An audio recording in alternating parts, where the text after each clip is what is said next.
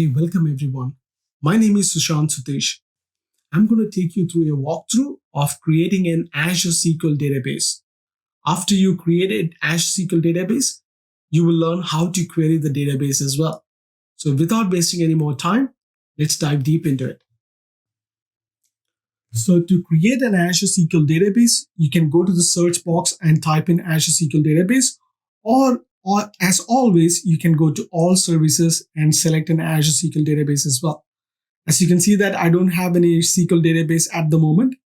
To create an Azure SQL database, you just need to provide basic information like what's your subscription, what's your resource group, what's the database name you want to give to your Azure SQL, and you need to create a server as well. Again, this is a platform as a service, so it's not that you are creating the server and you have to manage the server. No, it is just that your instance is going to run on that server. That's the extent of it. You don't have to patch the server, you don't have to manage the server, etc. You only pay for the platform as a service offering. I'm going to give a username to connect to my SQL database and a password for the SQL user as well. Again, you can select the region where you would like to host the database. As always, select the region which is closest to where you want to access the data. Within that database itself, you have a couple of options. You want to have an elastic pool or a single database. If you go under the plan, you can see various plans in place like basic, standard, premium, business critical. Then there's vCore plans. So again, I don't want to confuse you so much. We don't have to know about all of this for this AZ-900 Azure Fundamentals exam. So we just want to stay on the high level. So under the networking tab, I'm going to give it a public endpoint access. At the moment, I'm not going to add my current client IP address because I want to show you an experiment on when you don't enable it, what are the consequences for that? What sort of a database you want? Are you trying to create a brand new one or are you trying to upload a backup?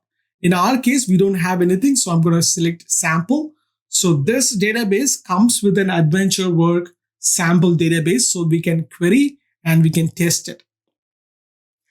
Rest of the value, again, I'm going to leave it at default. I'm going to hit on create now. So it will show you approximate cost, how much it is going to cost you per month as well.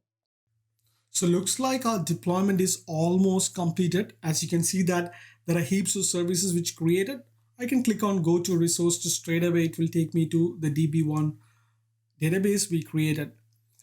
On the top of the overview pane, that is where you can see the server name. That's very important because that's the information you are going to use it to connect to your database. If you're going to use it as an application or you're going to use the SQL Server Management Studio, you connect that link to connect back to your services.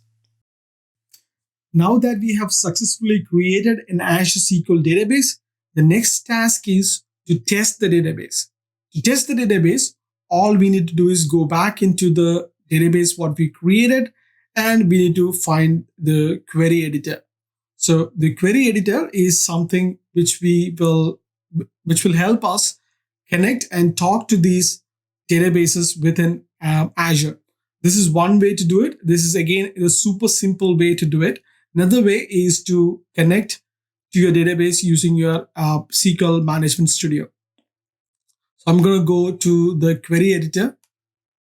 Just as you can see that within the query editor, you can either connect to it using your Azure AD authentication. You just simply click on the continue as Rick. Or you remember when we created the server, we created an SQL user and a password for that user. So what we're going to do is we are going to put that details into this query editor. This is again super simple and super powerful. So all you need is a browser or an internet access to this Azure portal. And then you can pretty much do a lot of tasks within this browser itself. So these are the new additions which Microsoft recently added.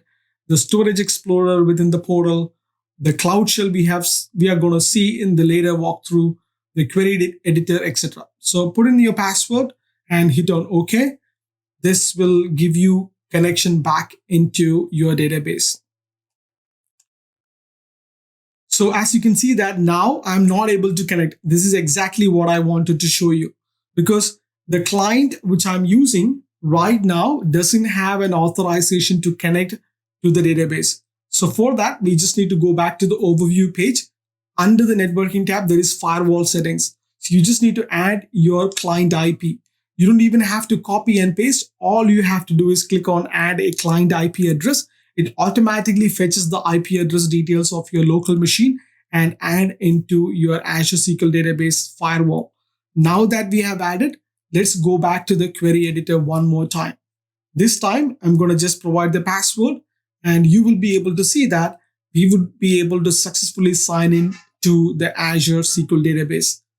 Now, I'm inside my Azure SQL database. I can pretty much do any task I, as a SQL admin, would normally do, like querying the database, finding some information within the database, etc. So I am not a SQL admin, or I'm not a database admin as well. So I don't play around much with these details. So what I'm going to show you right now, I'm going to run a sample query to find out some product category ID within the database. You remember we used the AdventureWorks sample database. So the values, what we are seeing right now is the value returning from that database, which we used when we created this database. So everything is successful, and that's pretty much I wanted to show you in this demo. Congratulations! Now you learned how to create an SQL storage database. Just like any other exercise, I'm going to go back to my resource group, AZ-900, and this is where I kept all the resources what we created just now. I'm going to select everything and delete it. So that way, I am not going to be charged anymore for these services. In the next module, we are going to explore Azure Marketplace. So I will see you on the next video. Till then, take care.